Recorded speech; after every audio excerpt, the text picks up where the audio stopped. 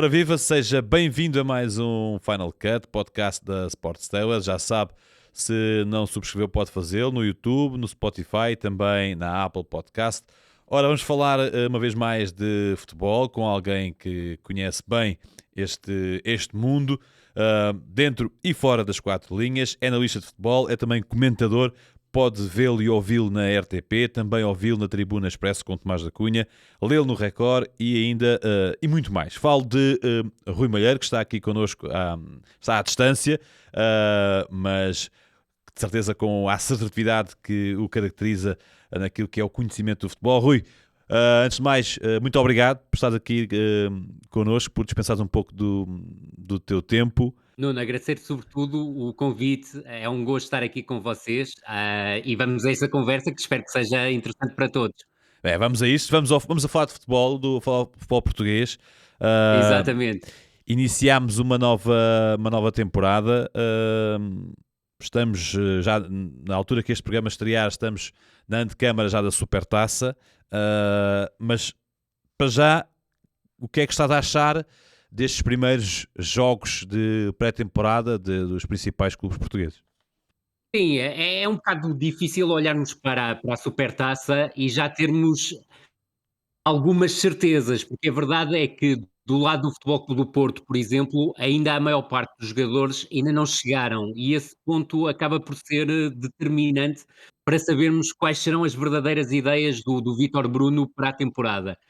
Ah, Falas bem concretamente separar a Supertaça do que será o resto da temporada. Isto porquê? Porque na Supertaça provavelmente o Futebol Clube do Porto ainda não terá efetuado nenhuma venda e provavelmente será uma das apostas do Futebol Clube do Porto para procurar conquistar a Supertaça, mas acredito que até ao final de agosto pelo menos 2, 3 jogadores terão que sair do plantel do Futebol Clube do Porto, que também terá que ir ao mercado, porque do meu ponto de vista falta pelo menos, e assim à primeira vista, defesa central destro de qualidade indiscutível. Do lado do Sporting, eu creio que há uma vantagem clara, ou seja, há uma continuidade que tem vincado, não só no treinador, mas também em termos de plantel. As posições dos jogadores são feitas, com antecedência, ou seja, muito na linha daquilo que o Adam chegou com o Kovacevic, há uma vantagem, para o Sporting em relação à posição, independentemente de ser um guarda-redes que vai cometer erros, como todos os guarda-redes vão cometer, como é óbvio. Depois, em termos de defesas, há a saída do Coates, parece uma saída importante em termos de liderança, principalmente nesse aspecto. Em termos futebolísticos, apesar de ter acabado bem a temporada, não me parece que o Sporting perca muito, ou seja, porque há a possibilidade de colocar o Diogo como central pelo meio, como estamos a ver agora na pré-temporada, e há a entrada do Rebate, que eu creio que poderá ser um central exterior pela direita muito interessante, e veremos se até ao fecho, até à altura da Supertaça, o Ioannidis chega ou não, porque creio que será mais uma mais-valia atacante para o Sporting, e acredito que pelo menos até à Supertaça mantenha o Gyökeres e é o desafio principal do Sporting, ou seja, até ao fecho do mercado, até ao final de agosto, conseguir manter um jogador dessa qualidade e capaz de ser absolutamente decisivo no campeonato português e até, se quiseres, em termos internacionais para o Sporting, naquela que será a sua temporada de estreia, de Gyökeres,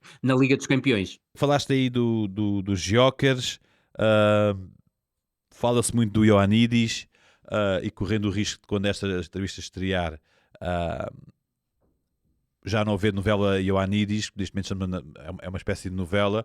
ah, Como é que estes dois jogadores podem casar? É possível casar uma dupla Ioannidis-Jokers? É uma pergunta muito interessante, Nuno. Eu creio que é um aspecto que terá que ser trabalhado, ou seja, eu creio que o Ioannidis pode não ser apenas uma referência ofensiva. Quando o Sporting precisar do Ioannidis como referência ofensiva, ele é capaz de dar essa resposta, ou seja, de ser uma alternativa ao Gyökeres. Agora, do meu ponto de vista, a ideia do Ruben Amorim, em determinado, tipo de jogos, será juntar os 2 e eu acredito que aí o Ioannidis possa jogar ligeiramente mais recuado. Se reparares, fazendo uma analogia com aquilo que aconteceu com o Paulinho na temporada passada, ou seja, o Paulinho entrava muitas vezes como avançado interior, mas depois em momento ofensivo acabava por ser mais um segundo avançado, mais um apoio ao Ioannidis mais um jogador para surgir em finalizações.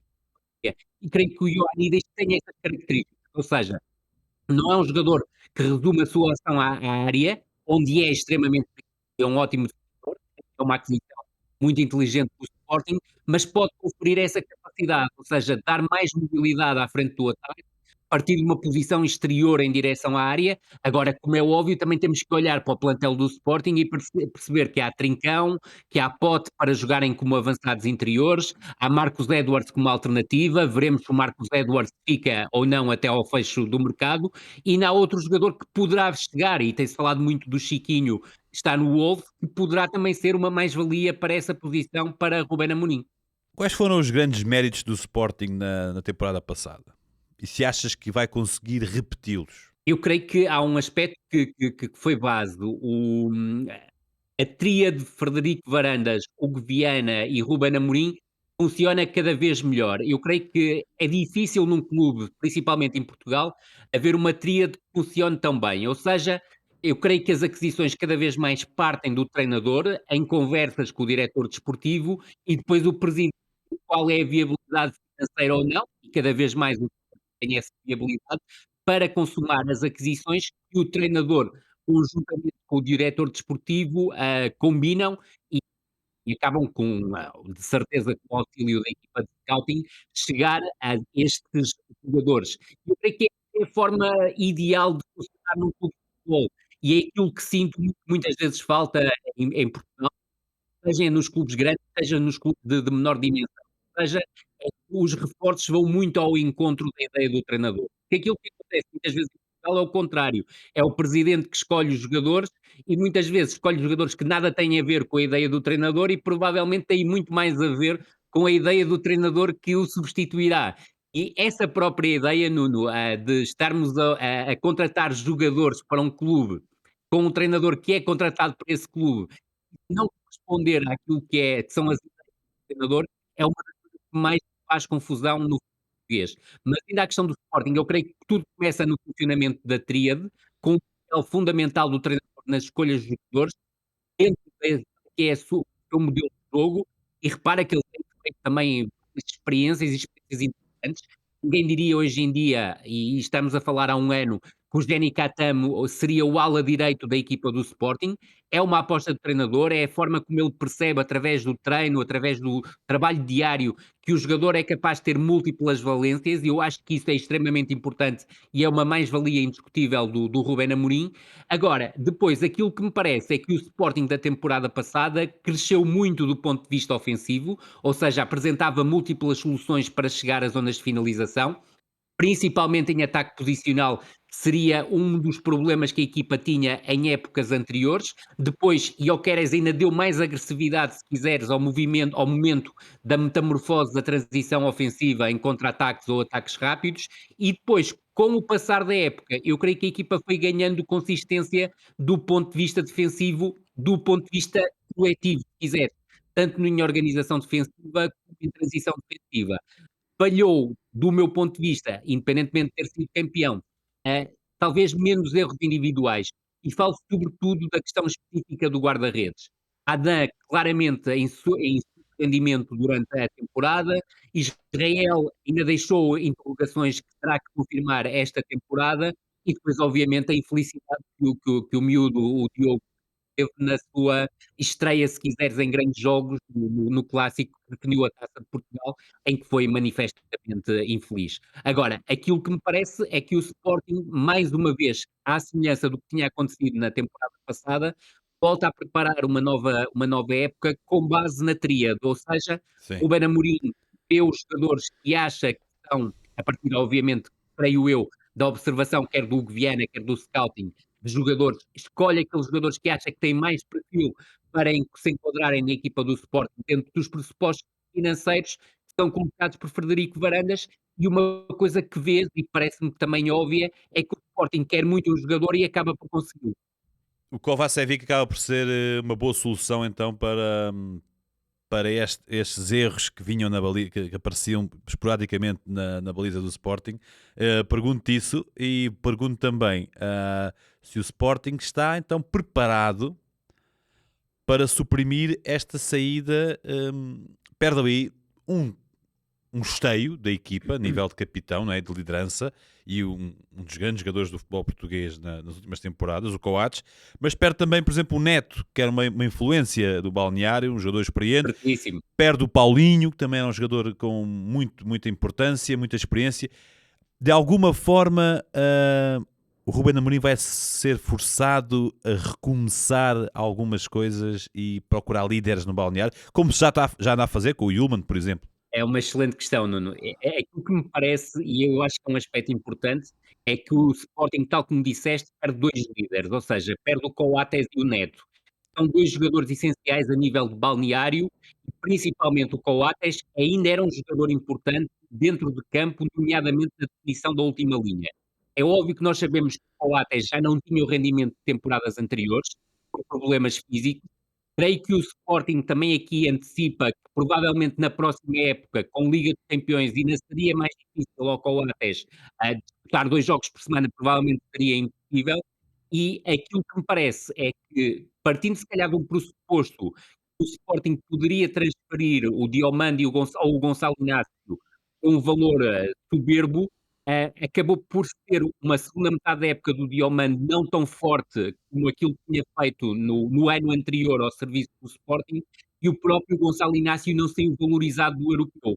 Portanto, é um refazer da zona defensiva, rejuvenescendo-a, porque creio que o ponto de partida será provavelmente Dibaste, Diomande e Gonçalo Inácio, depois com as múltiplas alternativas que o Ruben Amorim tem, a própria questão de poder adaptar o Mateus Reis ao posto de central esquerdo e derivar, por exemplo, o Gonçalo Inácio para o meio, a questão de ter o Eduardo Quaresma, que foi um jogador que ele recuperou para a altíssima competição, porque creio que havia muitas dúvidas sobre essa capacidade. Ainda há Santo Just, que é um jogador que tem muitos problemas físicos, mas pode ser claramente também uma mais-valia para o centro-direita, e isto pode permitir que o Dibase também seja utilizado como central pelo meio, e até se quiseres, o próprio Gaio é um jogador que pode fazer o lateral direito, o lateral ala direito, mas também o central direito em alguns momentos, nomeadamente em momentos em que o Sporting queira dar mais liberdade, se quiseres, independentemente do Eduardo Quaresma e do Santo Justo oferecerem isso, do ponto de vista defensivo ao central exterior. Agora, aquilo que me parece é que há, sem dúvida nenhuma, um problema de liderança, que será que o Ruben Amorim estará a procurar resolver dentro do plantel.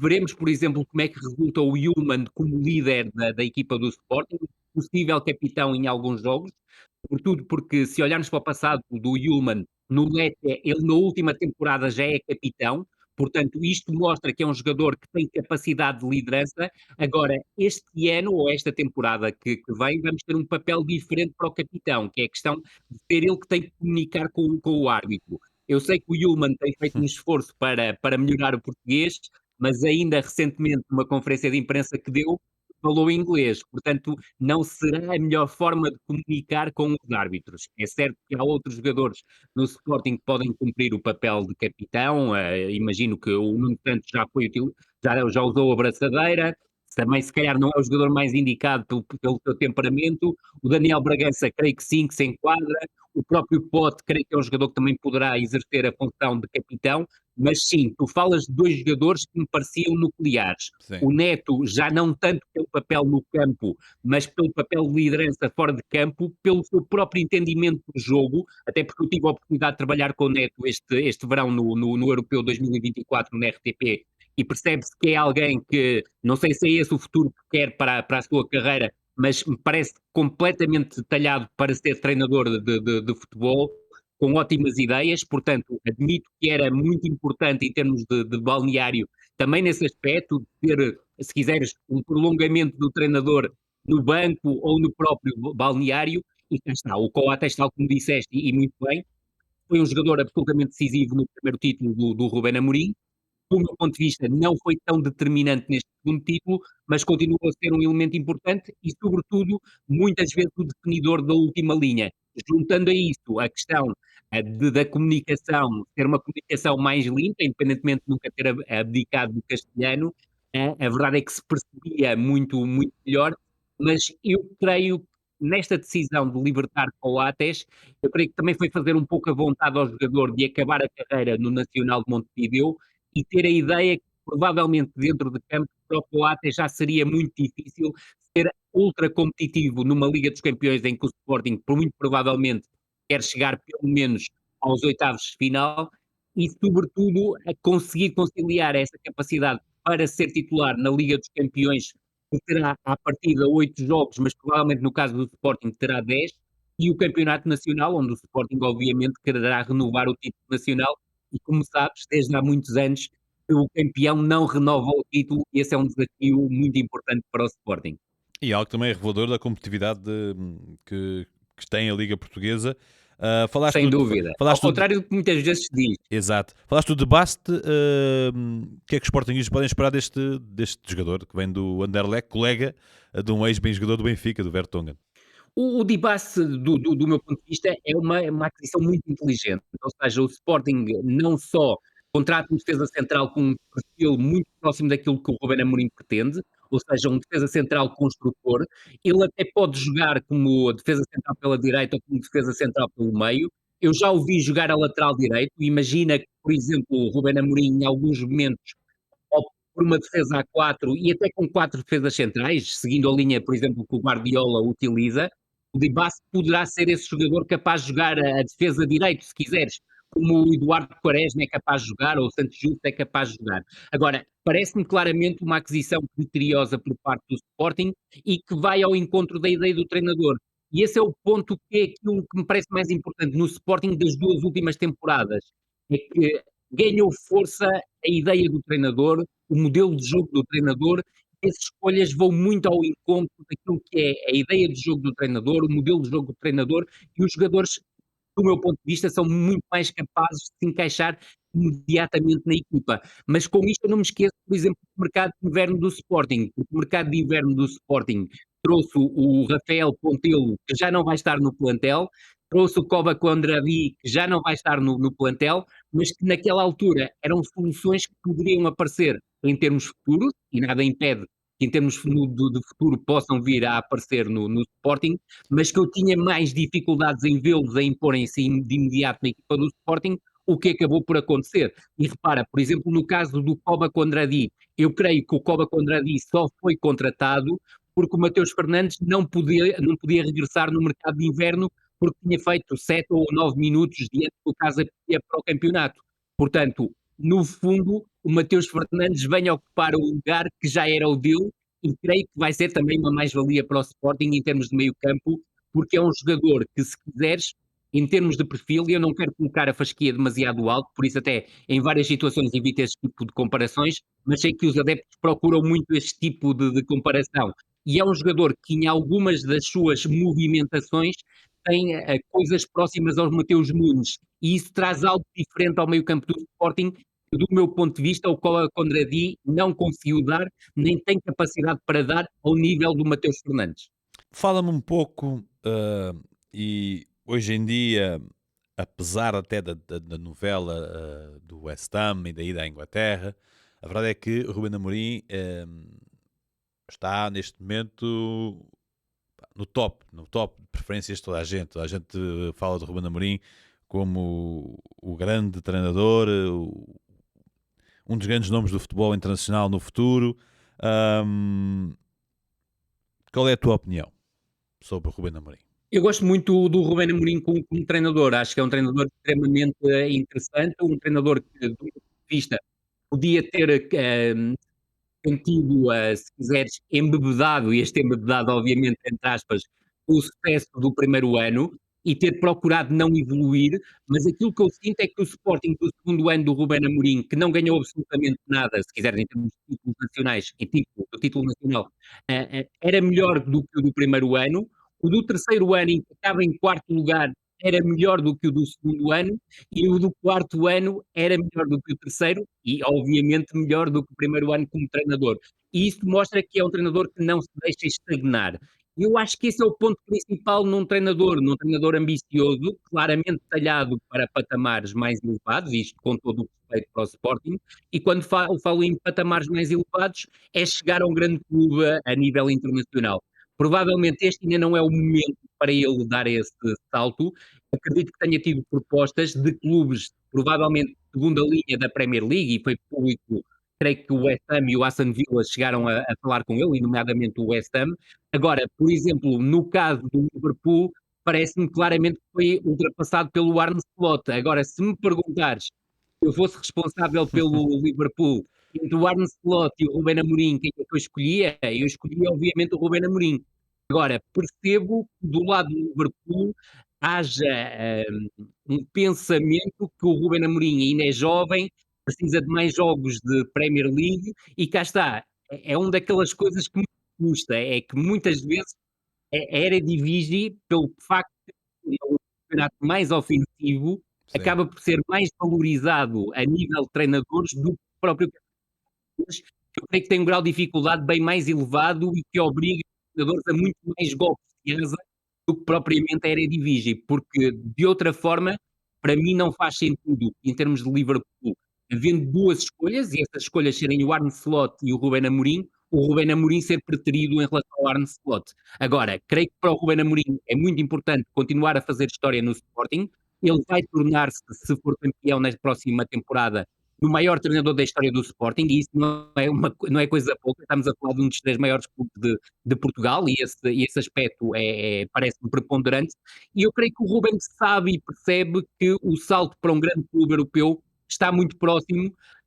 Creio que com o sucesso desta temporada no Sporting, com uma chegada aos oitavos de final na Liga dos Campeões no mínimo, tornar-se-á ainda mais fácil, mas mesmo que não tenha sucesso no Sporting nesta temporada, uh, isso será percebido e o mercado internacional, as portas dos grandes clubes internacionais, poderão ficar abertas definitivamente, sobretudo se fizer uma boa campanha na Liga dos Campeões. Ah, e achas que é o principal candidato ao título? Sabes que há um lugar comum no futebol português e que já conheces há tanto tempo como eu. Quem é campeão, por norma, é o favorito na próxima temporada. Os últimos anos têm saído claramente furada este tipo de chavão. Eu sou anti-chavões, no entanto, aquilo que me parece, neste dia que nós estamos a falar, ainda em julho de Sim, sim. 2024, que o Sporting me parece ter a equipa mais preparada pela continuidade do treinador, pela continuidade do modelo de jogo e pela continuidade de jogadores cruciais e a capacidade para conseguir aquisições cirúrgicas, a equipa mais preparada. Agora, nós vamos ter no próximo mês muito desenvolvimento. E ao querer sair na equipa do Sporting, é uma diminuição logo de qualidade da equipa do Sporting, porque perde o seu jogador, do meu ponto de vista, o principal diferenciador do Sporting e do Campeonato Nacional na temporada passada. E depois, obviamente, tens um Benfica que vai fazer transferências, vai chegar muito provavelmente um jogador que é capaz de ser, ou se quiseres, procurar ser protagonista e ganhar o protagonismo que o Gyökeres teve a temporada passada no Campeonato Português. Estou a falar concretamente do João Félix, porque terá essa oportunidade e para ele será obrigatório ganhar esse protagonismo. Mas depois também fica difícil perceber como é que o Benfica vai conciliar tantos jogadores do meio campo para a frente, nomeadamente nas posições mais criativas. Em relação ao Futebol Clube do Porto, para mim é um grande ponto de interrogação. Tenho visto na pré-temporada, dir-te-ia que eu acho que o Vítor Bruno está a seguir um caminho, seria o caminho que eu seguiria se estivesse na liderança técnica do Futebol Clube do Porto, não como treinador porque não tenho habilitações, mas na liderança desportiva do Futebol Clube do Porto, que é fazer uma pré-época gradual, ou seja, sabendo que não ias contar com os internacionais, fazer jogos de dimensão menor, em que permite-te ver os meninos todos a jogar, dás alento a jogadores que têm tido muito pouca utilização, recuperas jogadores que o Sérgio Conceição afastou, e creio que isso é importante para o Futebol Clube do Porto ganhar embalagem. É certo que estes últimos 2 jogos de preparação do Futebol Clube do Porto, nomeadamente o jogo com o Sturm Graz, já implica aqui uma subida de patamar. Agora, há um Futebol Clube do Porto de pré-época que assistimos, não foram os 6 jogos, porque os 6 jogos não deram em direto, mas pelo menos 2 eu tive a oportunidade de ver, aliás 3 tive a oportunidade de ver. A verdade é que é um Futebol Clube do Porto que está a crescer de jogo para jogo e creio que tem capacidade para, dentro destas soluções atuais, não repetir aquilo que o Sérgio Conceição fez na primeira época, porque foi com jogadores dispensados, mas sobretudo aproveitar aquilo que o Futebol Clube do Porto tem de muito bom nesta altura, que é a sua formação.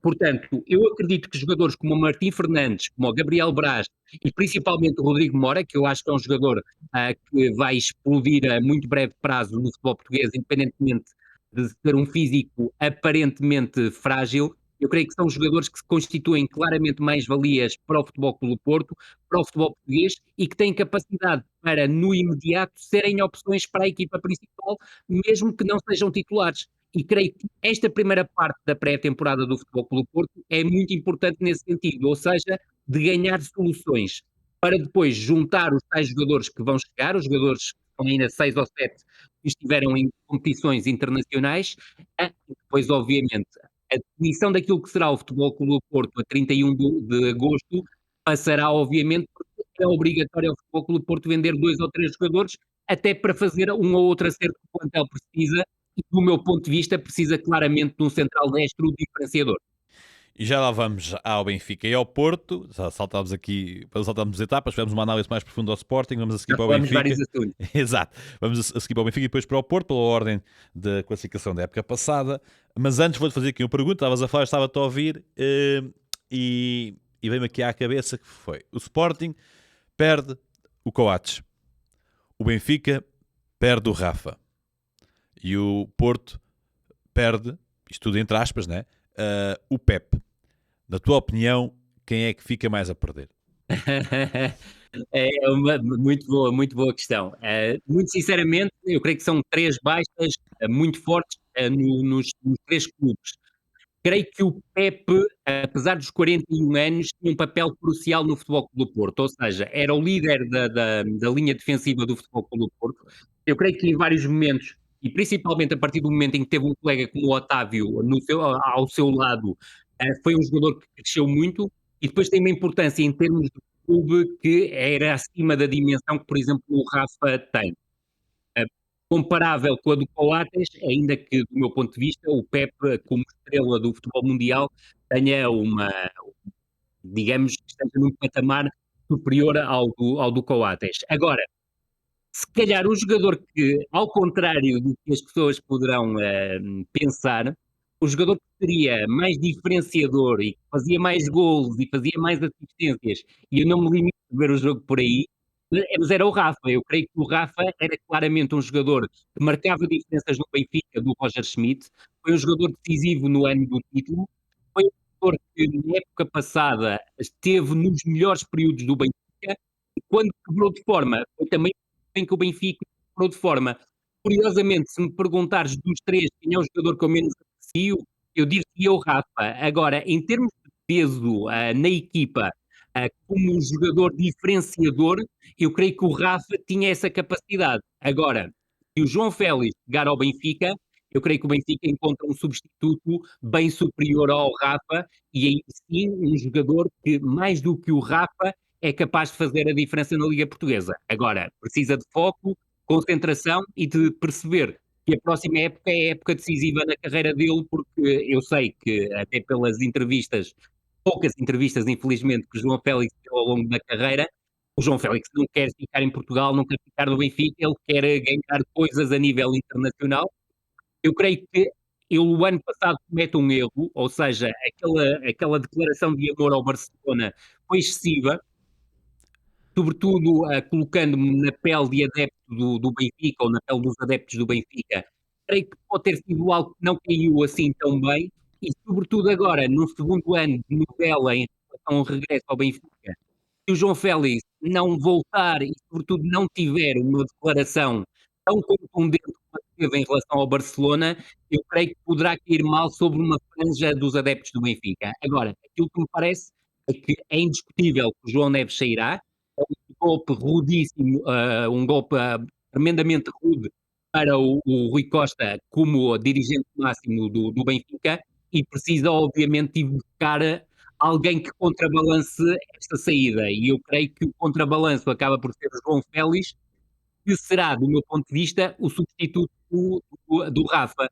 Agora, isso cria um problema para o Benfica, do meu ponto de vista. É um problema de qualidade, e ainda bem para o Benfica, mas é a conciliação de João Félix e Di Maria no mesmo ombro. O problema na direita do Benfica, mantendo Di Maria na direita, vai permanecer, ou seja, o lateral direito continuará a estar muito exposto, e eu volto a dizer algo que disse muitas vezes ao longo da temporada passada, é que a melhor posição para o Di Maria nesta fase da carreira é jogar nas costas do avançado, ou se quiseres, a partir do corredor esquerdo. Isto porquê? Porque tem muito mais facilidade de cruzamento, sobretudo numa altura e numa temporada em que o Benfica não tinha um lateral que era capaz de oferecer profundidade. Esta época, à partida, terá, com a contratação do Best, que eu creio que venha acrescentar alguma coisa ao Benfica, nomeadamente do ponto de vista ofensivo. Achas que o Best vai ultrapassar facilmente o Carreras? Creio que sim, mas isto digo a partir de uma lógica de Roger Schmidt, não Sim. é? A própria segunda metade da época provou que o Roger Schmidt não tem confiança no Álvaro Carreras. A mim custa-me dizer este tipo de coisas, mas eu creio que o Roger Schmidt tem demasiadas ideias pré-feitas, ou pré-definidas, ou pré-conceitos, se tu quiseres. E creio que para ele o Álvaro Carreras é um segundo lateral esquerdo do Benfica, não passa disso. Tenho pena, porque creio que é um jogador que devia ter jogado muito mais na segunda metade da temporada passada, teria sido muito mais do que o Morato, o defesa esquerdo. O Álvaro Carreras é verdadeiramente um lateral ala esquerdo em momento ofensivo. Agora, a minha questão em relação ao Best, eu tendo visto jogar o Best como defesa esquerdo, isto numa youth pelo Borussia Dortmund, particularmente não me chamou muito a atenção. Eu segui o Best do Heidenheim e, sobretudo, a jogar no último terço do terreno, porque ele jogava como uma espécie de avançado interior, ala, falso ala, mas claramente ofensivo, com um lateral nas suas costas. A metamorfose dele em lateral esquerdo no Benfica, a mim parece-me uma ideia muito inteligente por parte de quem escolheu. Eu creio que a ideia terá partido do Roger Schmidt, mas acredito que terá tido o aval do Rui Costa, porque, sobretudo comparado com o ano passado, quando o Benfica investe 14 milhões de euros no Jurasek, que era claramente um jogador com limitações, principalmente a nível do coeficiente de inteligência futebolístico, e isso era evidente, era um jogador sem capacidade para jogar no Benfica e sob pressão num clube como o Benfica, e eu creio que o Bess já oferece coisas diferentes. Ora, para o adepto normal, não deixa de ser estranho que o médio ofensivo avançado interior do Heidenheim chegue ao Benfica e seja o lateral esquerdo que venha fazer a diferença. É óbvio que para mim não é o novo Grimaldo, e esqueçam isso, nem o Carreras é o novo Grimaldo, isso não existe. Para mim, o Grimaldo é provavelmente o melhor lateral esquerdo da história do Benfica, e é uma história muitíssimo rica. Agora, o Best tem capacidade do ponto de vista ofensivo para assumir ações de condução, até em alguns aspectos, ações de desequilíbrio, e depois tem pontos em que me parece muito forte, que é o cruzamento, que eu creio que ele é particularmente forte nisso, muitas vezes não só ao procurar bombear a bola para a área, e o Pavlidis, por exemplo, pode aproveitar esse tipo de situação, mas também a fazer cruzamentos atrasados, e já o vimos a fazer no último particular do Benfica diante do Almeria. E depois há uma questão que eu acho que é muito interessante, Nuno, é se quando houver bolas paradas, as bolas paradas que forem para o canhoto continuarem a ser todas para o Di Maria, porque vai abrir uma questão muito similar à da seleção nacional. É que eu creio que o Di Maria, à semelhança do Cristiano Ronaldo, não tem que assumir todas as bolas paradas, um para o pé esquerdo e outro para o pé direito. Eu creio que no caso da seleção, o Bruno Fernandes devia assumir em algumas circunstâncias as bolas paradas para o pé direito, e creio que no Benfica se vai tornar absolutamente indiscutível quando alguém vir o PS bater um pontapé livre no Benfica, se calhar tem uma mais-valia para determinado tipo de livre que o Di Maria não dá, independentemente de Di Maria ser dos melhores executantes de bola parada a nível mundial, tal como Cristiano Ronaldo é, sem dúvida nenhuma, um dos melhores batedores de livres, se quiseres, com aquele efeito que ele consegue dar, ainda que nos últimos anos não tem sido tão diferenciador a esse nível, fora do campeonato da Arábia Saudita. Oh, Rui, e aqui evitando não, mas vai ser algo polémico, esta questão que eu te vou colocar, o sucesso do Benfica deste ano, porque percebeu-se pelos amigáveis, já pelos particulares, que voltou aqui um Benfica pressionante, e já lá vamos ao Pavlidis, que parece ser também um belíssimo reforço, passa por o Benfica, ou Roger Schmidt, bater o pé a Ángel Di Maria. Porque o Di Maria é uma mais-valia, sem dúvida, é uma mais-valia. não é? Sem dúvida. Isto nasce de onde? Nasce daquela declaração logo inicial de Di Maria, dizer eu não gosto de ser substituído. O Benfica, curiosamente, nesse jogo perde com o Boa Vista. E a verdade é que o Di Maria muito poucas vezes saiu durante os 90 minutos. E essa foi uma grande questão dos adeptos, porque é que o Di Maria não sai mais cedo. E a verdade é que assim, é um talento, é inquestionável, já tem uma idade avançada, mas é um grande Sem jogador. dúvida. Mas será por aí essa gestão de Roger Schmidt com o ego ou não, que eu não conheço Di Maria pessoalmente, não faço ideia, de Di Maria Também dentro do não. campo? Eu creio que tocas num ponto que é essencial, é que se nós partirmos do pressuposto que o João Neves sai, João Félix será reforço do Benfica, a conciliação de Di Maria e João Félix no mesmo 11 torna as coisas muito complicadas. Porquê? Porque o Di Maria terá que partir, do meu ponto de vista, do corredor direito, isto pensando na cabeça do Roger Schmidt. O João Félix será o segundo avançado nas costas do Pavlidis, eu creio que isso também me parece indiscutível, e que aquilo que o Roger Schmidt vai procurar fazer é que o Austin surja como médio ala esquerdo novamente. Admito que em determinado tipo de jogos de perfil diferente ele possa jogar com outro extremo, veremos se o Neres fica no Benfica ou não, é uma das questões que está em aberto. Há o próprio Rolaiser, que eu acho um jogador muito interessante, o Bresciani e o Sheldrup, que eu também acho jogadores interessantíssimos, mas cá está, provavelmente iremos falar a seguir, mas há claramente uma dicotomia entre aquilo que o presidente quer como reforço do Benfica e aquilo que o treinador acha que são os reforços ideais para o Benfica, ou seja, acho que há uma dicotomia óbvia, ou seja, não me parece minimamente que o Roger Schmidt tenha grande interesse em jogadores como o Bresciani e como o Sheldrup, ao contrário do Rui Costa, que quer oferecer talento ao Benfica e muito bem contratou dois jogadores que me parecem duas pérolas de mercado e no tempo certo, porque provavelmente se esperasse mais 6 meses não conseguiria nenhum nem outro. Agora, vejo muito pouca vontade por parte do treinador em apostar em jogadores desse perfil. E Nuno, se reparares, na primeira época do Benfica já isso aconteceu, na segunda época do Benfica voltou a acontecer, e sobretudo há um aspecto que eu acho extremamente curioso, é que quando o Benfica contrata a meio da temporada jogadores jovens, esquece a utilização desses jogadores até ao final da temporada. É mesmo o mais exígua possível e dá a ideia que os jogadores necessitam de um ano para se adaptar às ideias de Roger Schmidt e não é nada disso. Agora, aquilo que me parece é que para Rui Costa esta foi a decisão mais difícil de tomar desde que é presidente do Benfica, ou seja, eu não creio que a continuidade do Roger Schmidt tenha sido a aposta ideal. Agora, isso não inibe o Roger Schmidt de ter sucesso. Eu acho que Roger Schmidt, face a mais um investimento que me parece que vai ser fortíssimo do Benfica no mercado, é obrigado a vencer e é obrigado a aproximar-se daquilo que foi os primeiros 8 meses como treinador do Benfica, porque o Roger Schmidt, que foi 1 ano e 2 meses treinador do Benfica, após esses primeiros 8 meses absolutamente fantásticos, começou em algumas fases o pífio e creio que muitas das críticas que foram lançadas, quer por nós comentadores, quer pelos próprios adeptos, foram justas.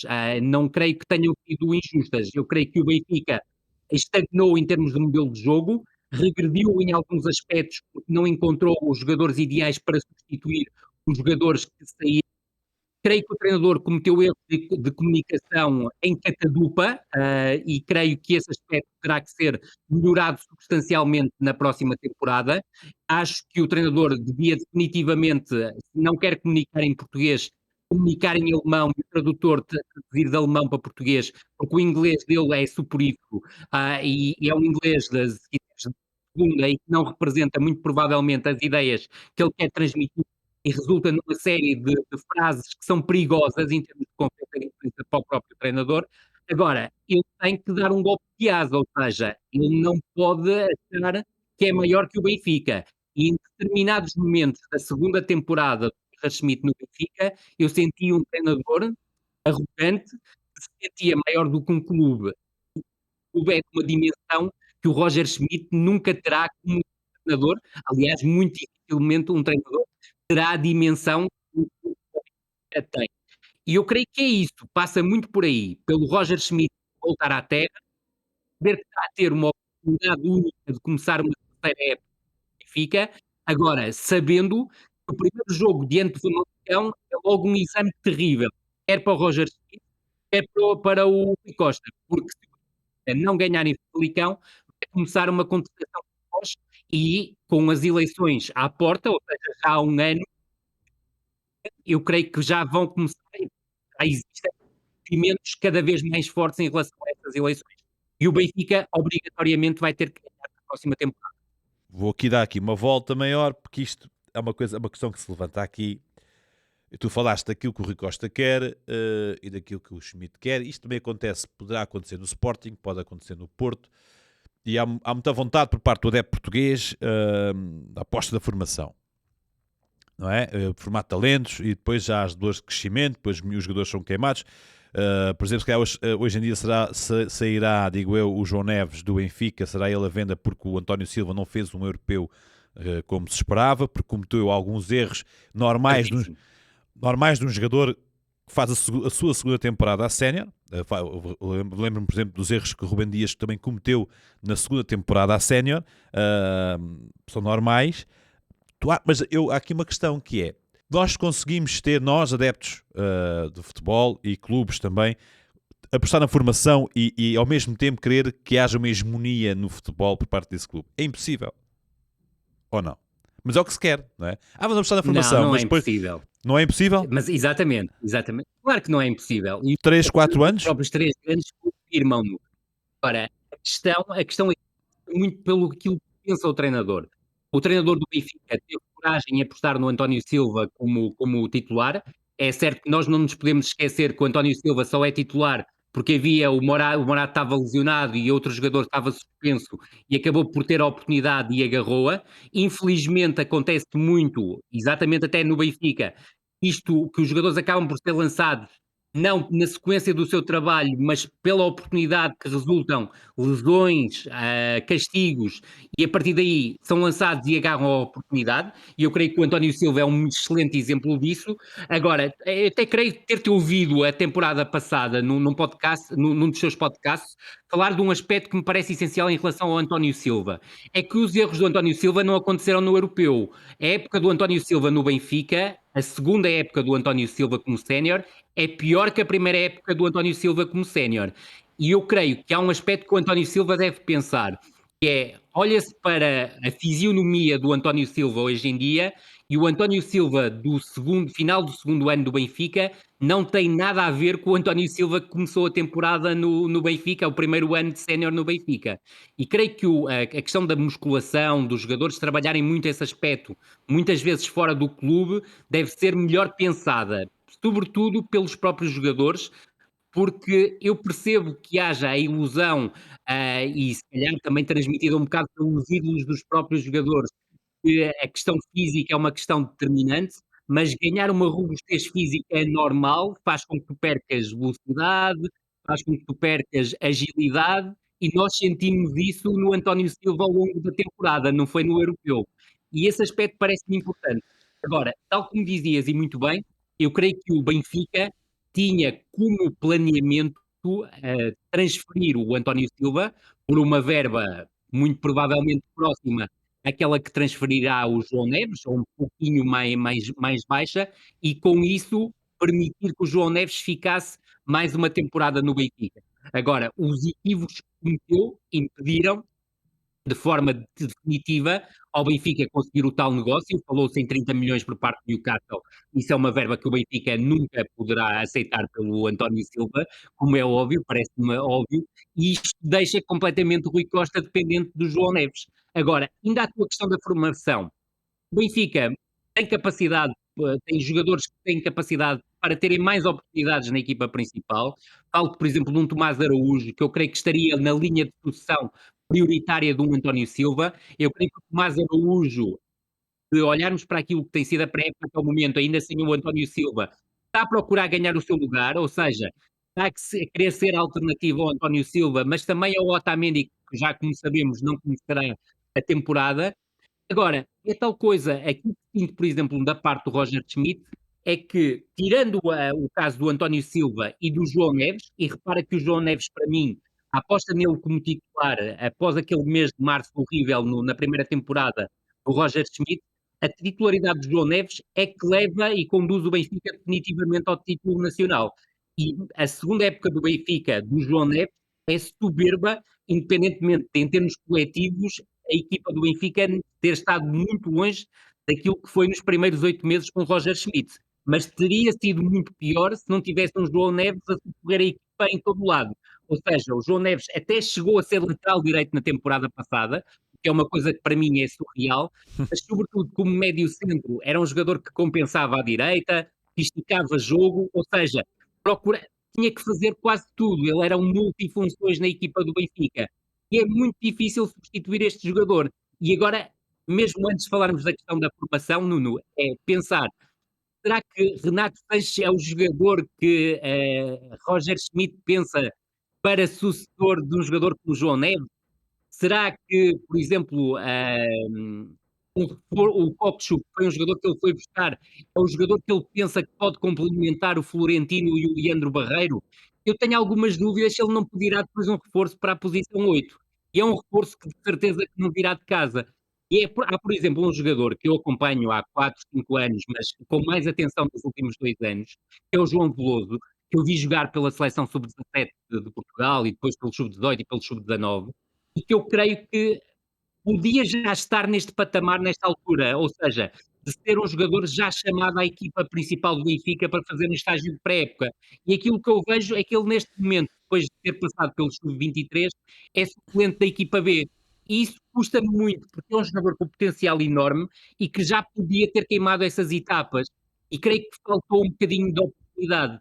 Da mesma forma que acho que o Benfica faz bem em contratar no exterior jogadores que o presidente acha que são mais-valias, eu não sei até que ponto, porque até é um bocado confusa a questão da direção desportiva e da direção de scouting no Benfica, tem tanto peso ou influência, quer nos reforços de Roger Schmidt, quer nos reforços que o Rui Costa indica, mas aquilo que me parece é que o Rui Costa fez bem em contratar Sheldrup, fez bem em contratar Prestiani, só que são dois jogadores que nada têm a ver com o modelo de jogo de Roger Schmidt e, sobretudo, parecem-me ser jogadores que o próprio Roger Schmidt não gosta.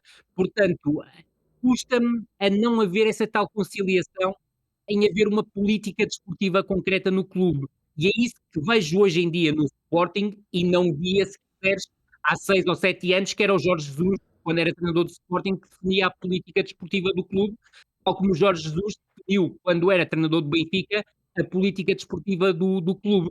Agora, são questões completamente distintas, porque se no caso de Jorge Jesus conseguia haver ali até uma conciliação entre que eram as ideias dele e, em parte, as ideias de Luís Filipe Vieira, porque havia a tal aposta na formação que não era concretizada com Jorge Jesus e que acabou por ser concretizada e muito bem com o Rui Vitória, porque o Rui Vitória, mesmo não tendo lançado muitos jogadores como opção prioritária, lembro-me de opção prioritária claramente do Nelson Semedo, que era um jogador que provavelmente com o Jorge Jesus não teria tido a oportunidade, mas que depois jogadores como o Lindelof, como o próprio Ederson, que foram surgindo através de lesões de jogadores importantes. Houve depois também outros casos que não resultaram, como é o caso do Clésio, que também a mim não foi propriamente surpreendente, mas cá está. É preciso haver uma política desportiva no clube e definir-se há espaço para contratar fora, e contratar fora dentro de uma classe sénior, se quiseres, dentro, obviamente, daquilo que é a disponibilidade financeira do clube. Acho que deve haver uma aposta forte no scouting, sobretudo em jogadores sub-20, em que se pode antecipar aquilo que o jogador pode valer e antecipar mercado, ou seja, o Sheldrup era um jogador que provavelmente nesta altura estaria na Premier League, provavelmente num clube de primeira divisão e que estaria emprestado a outra liga qualquer. O próprio Prestiani tinha montes de interessados em vários campeonatos europeus. E essa sagacidade para ir buscar o jogador primeiro do que outros é extremamente importante para sobreviver no futebol português. E a última, que para mim é a primeira, é claramente a aposta na formação. Os clubes investem muito na formação, é importante não esquecer isto. Sim. A Benfica, Sporting tem academias, o Sporting de Braga tem uma academia absolutamente fantástica. O Futebol Clube do Porto percebeu que havia a necessidade também de se modernizar e uma das apostas fortes de André Vilas-Boas, e muito bem, é na criação de uma academia, mas mesmo sem academia, o Futebol Clube do Porto ganhou uma Youth League formou um conjunto de jogadores e nem todos foram aproveitados. Muito E pouco repara agora numa aproveitamento, coisa, Nuno, Rui. diz-me Fazendo agora aqui a passagem para o Futebol Clube do Porto também, não é? Muitos desses foram, posso estar aqui errado, mas o aproveitamento foi escasso perante a tamanha qualidade que havia aquele plantel. E se calhar o aproveitamento também, lá está, também foi obrigado a vender, né? Fábio Vieira sai, o Vitinha sai, ah, isso mesmo. não é? Mas ainda os próprios Diogos, se calhar não tiveram o rendimento, o Eu ia-te aproveitamento tocar que nesse aspecto. era expectável. Tu não achas que o Diogo Leite hoje podia ser o líder da defesa do Futebol Clube do Porto? Pois, com a experiência também. É essa a questão.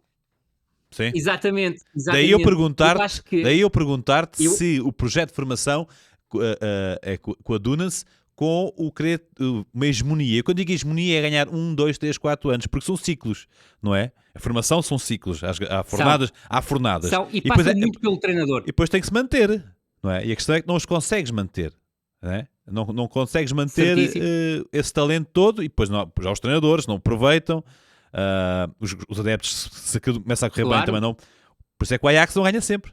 óbvio, óbvio. E esse é um ponto que tocas e que é interessantíssimo. E tocas num treinador que é o novo treinador do Ajax, que, do meu ponto de vista, seria o treinador perfeito para o tipo de reforços que o Rui Costa tem trazido para o Benfica, que é o Francesco Farioli. E eu tenho muita curiosidade em ver o Ajax, tal como sabes e muito bem disseste, o Ajax teve uma época desastrosa na temporada passada, curiosamente numa época em que faz um misto, se quiseres, entre formação e jogadores mais veteranos. E agora eu estou muito curioso e já tive a oportunidade de ver o Farioli esta pré-temporada e com muitos jogadores de 17, 18 anos, 19 anos, ao longo de 2, 3 semanas de preparação, a equipa já joga a ideia dele. E isso para mim é muito interessante. E a ideia vai valorizar estes jovens todos da formação do Ajax, não tenho dúvida. Agora, se é uma garantia de títulos, não, não é uma garantia de títulos. O PSV também corre pelo título, o AZ provavelmente também se vai querer intrometer pelo título. Em Portugal é basicamente a mesma, e obviamente também vai querer intrometer-se pelo título.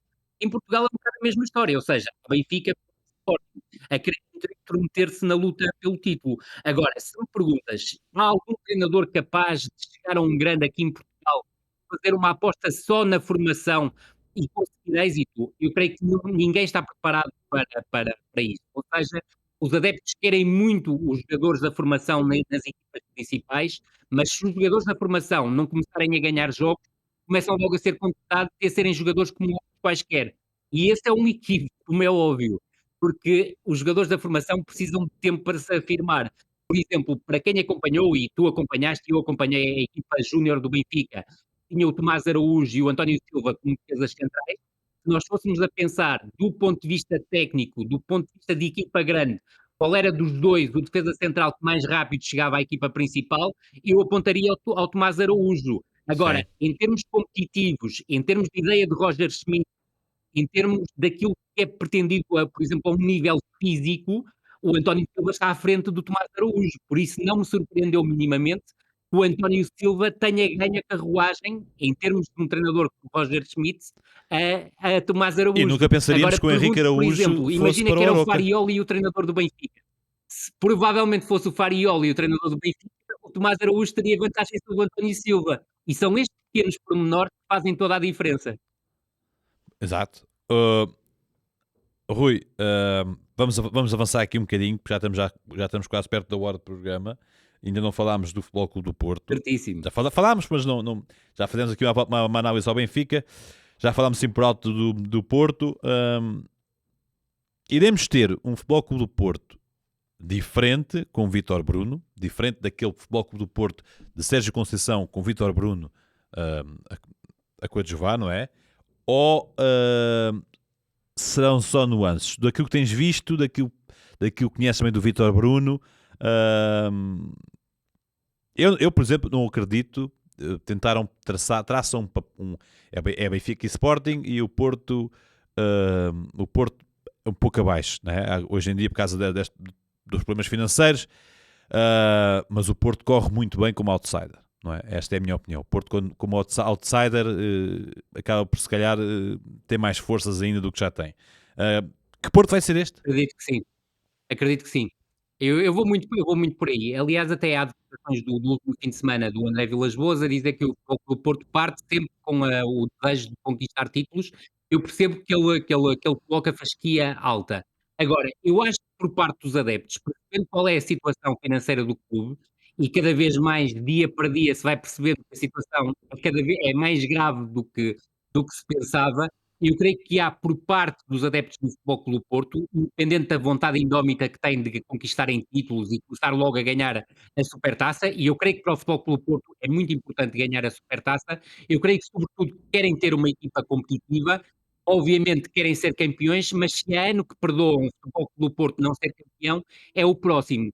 Agora, a grande interrogação do Futebol Clube do Porto neste momento é: nós já percebemos, há um núcleo de jogadores que foi formado durante a pré-temporada. Obviamente, deste núcleo haverá jogadores que não vão ficar, provavelmente, no plantel principal. Agora, dos 6 ou 7 internacionais que estão para vir, eu acredito que muito provavelmente 2, se calhar no mínimo 2, e não estou a contar o Galeno já está em pré-temporada, porque senão falaria em 3 jogadores, provavelmente vão ter que sair. Isto muda muita coisa. Por exemplo, imagina, o Diogo Costa sai, já está, mais uma valorização de um produto da formação. Já está. E aqui uma valorização tremenda, porque o Diogo Costa custou zero ao Futebol Clube do Porto e provavelmente vai sair por 60, 70, 80 milhões. Acredito que como o mercado está, será mais para 60 do que para 80 nesta altura. Veremos durante o mês de agosto como é que se desenvolve. Mas será que Cláudio Ramos e Samuel Portugal serão suficientes para o Vítor Bruno?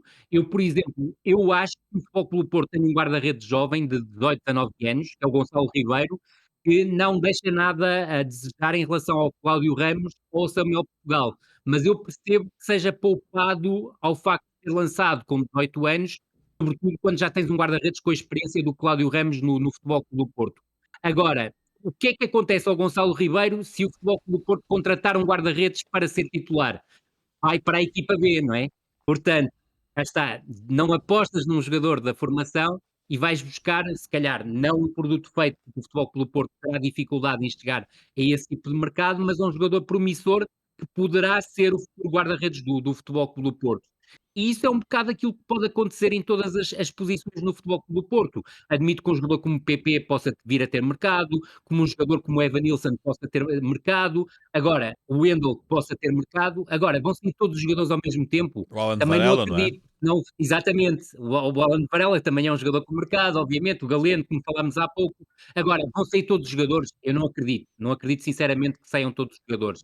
Agora, dos jogadores que saírem, o Futebol Clube do Porto tem que fazer um encaixe financeiro que permita, se quiseres, criar balanço para aquilo que será a próxima temporada, para não haver problemas financeiros no clube, para não haver salários em atraso, para não acontecer aquilo que aconteceu na final da Taça de Portugal, ou antes da final da Taça de Portugal, em que o André Vilas-Boas, do bolso dele, alegadamente o bolso dele, Sim. terá pago salários aos jogadores e a funcionários. Eu creio que isso é a primeira situação a evitar, mas o Futebol Clube do Porto precisa mesmo de fazer acertos no mercado. Mas, independentemente do que acontecer até 31 de agosto, eu acredito sempre numa equipa do Futebol Clube do Porto competitiva, porque se olharmos para trás e para a primeira época do Sérgio Conceição, praticamente ninguém dava um tostão por aquela equipa de jogadores pensados. Mas cá está. Se este ano, por exemplo, o Vítor Bruno está a apostar em jogadores da formação, Gabriel Braz tem sido titular nos jogos de pré-época, o Gonçalo Ribeiro também já jogou, há bocado falava do Rodrigo Mora, que eu acho que é um jogador que merece, já tinha merecido uma oportunidade na equipa principal com o Sérgio Conceição e que não a teve, nomeadamente aquele jogo da Taça da Liga, diante de Leixões que não contava para nada, eu acho que ele já devia ter jogado. O Martim Fernandes, que teve a oportunidade com o Sérgio Conceição, e eu creio que o Futebol Clube do Porto não precisa de ir ao mercado contratar um grande lateral direito, porque tem esse lateral direito ali em casa, tem o João Mário também, mas imagina, se vender o João Mário, acredito que depois possa procurar outro lateral direito. Agora, são muitas questões específicas, ou seja, tu não podes ficar com um plantel, por exemplo, com 3 defesas centrais canhotos.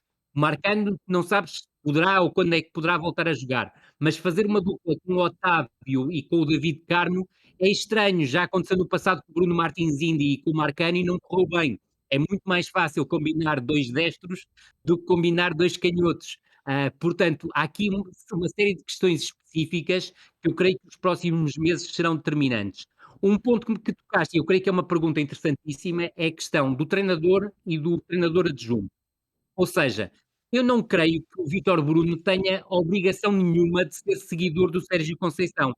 Eu já trabalhei em equipas técnicas e creio que uma das melhores coisas que resulta em termos de equipa técnica é o teu adjunto, não ter exatamente as mesmas ideias que tu, propor-te ideias diferentes e da discussão que tu tens com o adjunto e da liberdade, obviamente, Que lhe que dás, dás não ao é? adjunto para ter esse tipo de liberdade contigo, de discutir ideias, de propor coisas, resulta muita coisa. E eu creio que essa é a melhor forma de trabalhar em equipa técnica. Eu já trabalhei em várias equipas técnicas, sei que umas coisas funcionam e sei que umas coisas funcionam melhor. E creio que a melhor forma de trabalhar em equipa técnica é ter pessoas que pensam diferente de ti, que não são yes mans, ou seja, não te dizem sim a tudo e dizem vamos por ali, vamos procurar isto, nós saímos em 3 mais 2, vamos procurar sair em 2 mais 3, procurar que sempre coisas novas, porque é para isso que os adjuntos estão lá a trabalhar. Hoje em dia o adjunto não é para colar, não é para colar colocar os pinos no Sim, campo, como muitas pessoas acham.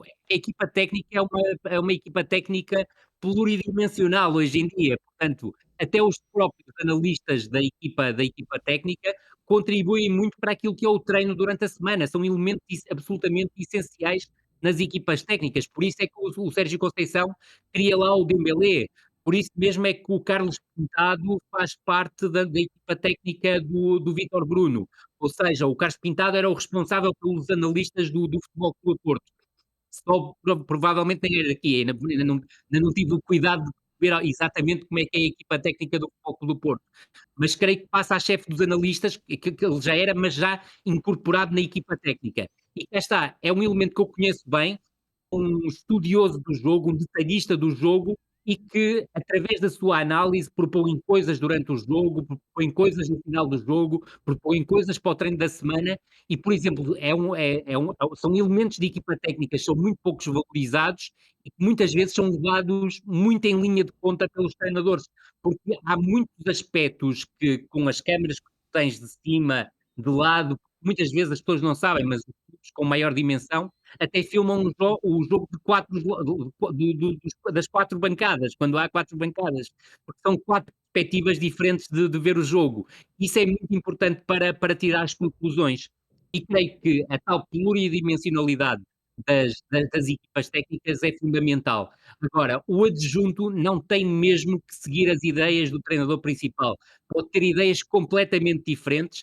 Agora, isso não implica que, como o adjunto fosse fiel ao seu treinador principal, ajudasse o seu treinador sim, sim. principal até a impor uma ideia que não é a sua, mas que é a ideia da equipa técnica. Agora, daquilo que vi da pré-época do Futebol Clube do Porto, parece-me que quer introduzir coisas diferentes do ponto de vista ofensivo, parece-me um treinador, pelo menos daquilo que vi até agora é muito pouco, portanto preciso ver muito mais, que quer ter mais bola em alguns momentos, e isso parece-me interessante para uma equipa do Futebol Clube do Porto, desenvolver mais coisas em ataque posicional.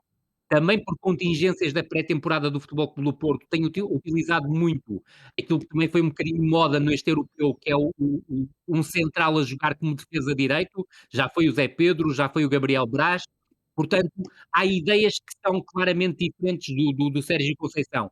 Agora, tal como te dizia no início, houve uma preparação inteligente da pré-época, ou seja, estes 6 primeiros jogos do Futebol Clube do Porto são contra adversários muito acessíveis. Vamos ver agora no jogo a seguir com o Sturm Graz, eu creio que é o jogo mais difícil, porque o Al Nassr eu não acredito que traga uma diferença competitiva muito grande em relação ao campeão austríaco, bem pelo contrário. Pode trazer Cristiano Ronaldo, quase vindo de férias, pode trazer o Sadio Mané, pode trazer o que quiser, Sim. basicamente. Mas o futebol na Arábia Saudita é disputado a um ritmo completamente diferente e basta olharmos para o próprio europeu e percebermos só o Kanté e o Laporte é que os jogadores que estiveram na Arábia Saudita exibiram-se a um nível esdrúxulo, se quiseres, Sim. porque os outros jogadores não conseguiram atingir grandes patamares competitivos. Ora, já passámos aqui a hora. Vou fazer aqui a pergunta para fechar aqui também o campeonato português e praticamente a entrevista, mas o Braga, tu falaste aí do Braga há pouco, a formação do Braga, também já está, o Braga cada vez mais, não digo mais forte, mas mais sólido, mais solidificado naquela posição já de fazer sombra aos grandes. que é que podemos esperar deste Braga de Daniel Souza? Né? E o que é que o Daniel Souza pode trazer de diferente ao Braga, né? E que já trouxe, né? Perante aquilo que era o Braga do Arthur Jorge. Eu creio que vai ser um Braga diferente, ou seja, eu creio que vai ser um Braga mais ofensivo do meu ponto de vista, independentemente em termos estruturais, eu creio que não vai mudar muito, vai andar entre o 4-4-2 e o 4-2-3-1, depende até da conjugação um bocadinho dos avançados, o Ricardo Horta pode ser segundo avançado e em algumas circunstâncias pode ser mais 4-2-3-1, mas há capacidade também, e o Sporting Braga reforçou-se muito bem. Há, por exemplo, um jogador que eu até há 2 anos falei com um treinador português para o trazer para Portugal a custo zero, mas o clube depois não rejeitou, porque ele na altura estava na terceira ou quarta divisão, e até foi um amigo meu que me indicou esse avançado, que é o Olhani, que eu creio que poderá ser uma das revelações do campeonato português, se jogar com sequência. Agora, aquilo que me parece é que o Sporting de Braga, até ao momento daquilo que eu depreendi, e há alguns jogadores, como é óbvio, eu só vi um jogo no Sporting de Braga, conheço-os de outros lados, mas no Sporting de Braga só vi um jogo. Eu creio que o principal problema que o Daniel Sousa poderá encontrar é que o Sporting de Braga era uma equipa que, do ponto de vista ofensivo, era muito expansiva, tinha muitos recursos, tinha caminho para melhorar em ataque posicional, e eu vi neste jogo que vi do Sporting de Braga diante do Raio Vallecano a capacidade para melhorar em ataque posicional e o ataque posicional melhor trabalhado, mas eu creio que o grande desafio para o Daniel Sousa vai ser trabalhar melhor do ponto de vista defensivo a equipa do Sporting Clube de Braga. O Sporting Clube de Braga, a época passada, mostrou debilidades no processo defensivo, tanto em organização, mas principalmente em transição, e esse aspecto será determinante para o Sporting de Braga lutar pelo título, ou seja, entrar na luta pelos 4 primeiros lugares, sendo óbvio que quer ficar pelo menos no quarto lugar, mas acredito que a ambição do Sporting de Braga seja obviamente ser terceiro e obviamente segundo, ou primeiro, claro, obviamente nunca iria negar o primeiro, mas o primeiro e o segundo podem valer Liga dos Campeões e, pelo menos secretamente e internamente, eu acredito que António Salvador, como presidente ambicioso que é, tem esse objetivo. Agora, parece-me um Braga muito criterioso em termos de mercado, foi um Braga que acabou por subtrair do seu plantel jogadores que já não eram mais-valia para a equipa do Sporting de Braga, teve que fazer vendas, e são vendas importantes, é importante não esquecer, saiu o Álvaro de Jaló, saiu o Musrati, são jogadores que eram muito importantes no núcleo duro do Sporting de Braga, mas agora os reforços, aqueles que eu conheço, mesmo os que vieram de Espanha, o Gabri, o Roberto Fernandes, o próprio lateral esquerdo, que foi agora muito recentemente contratado, o central esquerdo não conheço tão bem, mas o defesa esquerdo eu creio que são mais-valias para a equipa do Sporting de Braga e, sobretudo, aí nota-se que há um trabalho cada vez mais afinado, e já não é de agora, da tal ligação, se quiseres, tríade, presidente, que tem um peso muito importante, departamento de futebol e a própria ideia do treinador, ou seja, o Sporting de Braga tem vindo a ter treinadores com um pensamento muito ofensivo, o próprio Daniel Sousa encaixa-se claramente nesse critério, e creio que vamos poder esperar do Sporting de Braga, dando algum tempo, e estas pré-eliminatórias por vezes são enganadoras porque acabam por te obrigar a começar a trabalhar quase 3 semanas mais cedo do que as outras equipas, e depois acabas por pagar esse desgaste um bocadinho mais à frente, mas eu creio que podemos esperar um Braga com mais norte à tática ainda do que no ano passado com o Arthur Jorge, e aquilo que espero é que seja uma equipa com mais consistência defensiva para poder entrar na luta pelo título, porque creio que seria muito, muito, muito mais interessante uma luta a 4 do que uma luta a 2 ou a 3, ou se quiseres a 1, como às vezes Às aconteceu vezes no futebol acontece. português. Pode surpreender Daniel Souza, então, com aquilo que o Braga pode Eu creio oferecer. que é um treinador com imenso potencial. Eu tive a oportunidade de falar com ele até em entrevista para a Tribuna Expresso. Curiosamente, está a sair estes dias essa entrevista. Ele lançou alguns dados sobre a sua ideia para o Sporting de Braga. Eu conheço, é um treinador extremamente competente. Agora, tenho aqui também um desafio que me parece interessante, Nuno, e por acaso eu falei com ele sobre isso na entrevista, porque é uma situação que praticamente eu creio que ainda ninguém falou.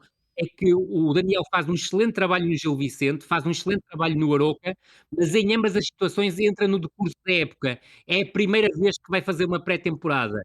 também perde o braço direito, que é o Zé Mário, que eu creio que está incorporado agora novamente nas escolas do Futebol Clube do Porto, e veremos como é que a equipa técnica dele funciona sem alguém que também era muito importante, quer para o André Vilas-Boas, quer para o Daniel Sousa. Agora, em termos de competência, eu creio que o Sporting de Braga fez a escolha certa, apostou no treinador certíssimo que passa àquilo que o António Salvador pretende para a equipa do Sporting de Braga.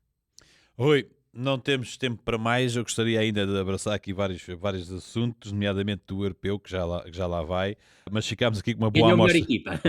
Exato, Nem sempre acontece. exato, ganhou a melhor equipa, sem dúvida. Rui, muito obrigado por ter aceito o nosso convite. Muito obrigado, Nuno. Foi um gosto.